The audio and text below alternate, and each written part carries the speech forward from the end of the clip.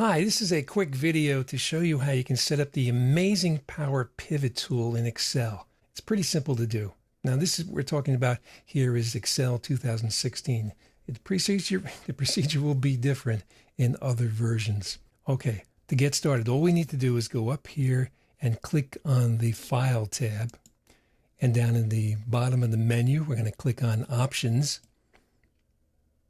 And then we're going to click on the Add-ins tab. And then at the bottom of the screen, we're going to change what we're going to manage from Excel add-ins to COM add-ins. And we click the Go button. And there's a bunch of add-ins we can add in. And of course, we're going to choose Excel Power Pivot and click the Go button. There, that's it. Now, when you're finished, you should see the Power Pivot tab up here, which means you've got, if we click on this, you can see we have the buttons there, and it looks pretty good. We're all set to go, and now you can enjoy this amazingly powerful tool. Have fun.